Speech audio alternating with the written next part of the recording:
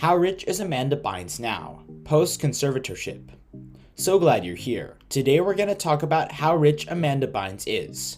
However, this is all about the conservatorship that was put in place by the doing of her parents 9 years ago, and now recently lifted.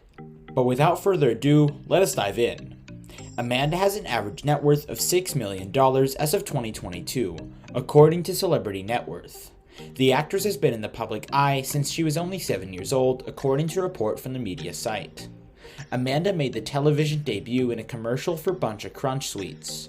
Annie, The Music Man, The Sound of Music, and numerous films followed this first role. The actress had been working on television shows at the same time. Her performances on both the big and small screen helped her acquire attention and build her fan base. Amanda discussed her plans for the future once her conservatorship ended in an interview with People. She said, quote, "In the last several years, I've been working hard to improve my health so I can live and work independently, and will continue to prioritize my well-being in this next chapter. I'm excited about my upcoming endeavors, including my fragrance line, and look forward to sharing more when I can," end quote. Amanda is now enrolled in the Fashion Institute Design and Merchandising in Los Angeles, California. That was a statement from her lawyer, David Equiblias. Quote, "Amanda is highly enterprising. She's looking into perfumes. She's currently exploring and launching a perfume brand as well as launching a clothes collection. Do not, however, get overexcited. She is now a student at the Fashion Institute Design and Merchandising, also known as FIDM," end quote. As the entrepreneur she is, Amanda also stated, quote, "I'm really looking forward to starting my clothing line, and I'm hoping that in the near future, it'll be out online," end quote. A judge in California has revoked Amanda Bynes' conservatorship after 9 years, ending the legal arrangement where her mother was responsible for her finances and personal matters. Bynes thanked her followers for their support and proceeded to say, quote, "In the last several years, I've been working hard to improve my health so I can live and work independently, and I'll continue to prioritize my well-being in this next chapter," end quote. Due to a string of troubling mental health issues and run-ins with the authorities, Amanda's parents were awarded conservatorship of their daughter in 2013.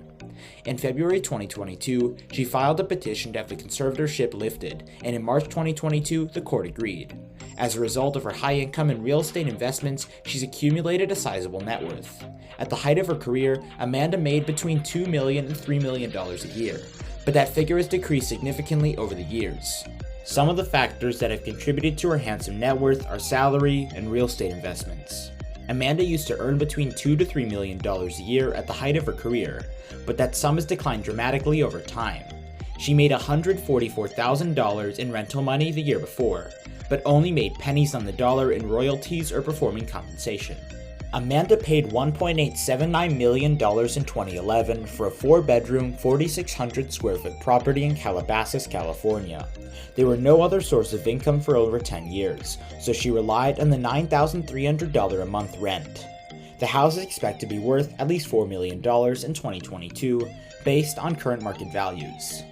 Her parents sought conservatorship of their daughter's estate in July 2013 on the basis of the assertion that Amanda has spent $1.2 million in less than a year and was living on the streets without any steady income.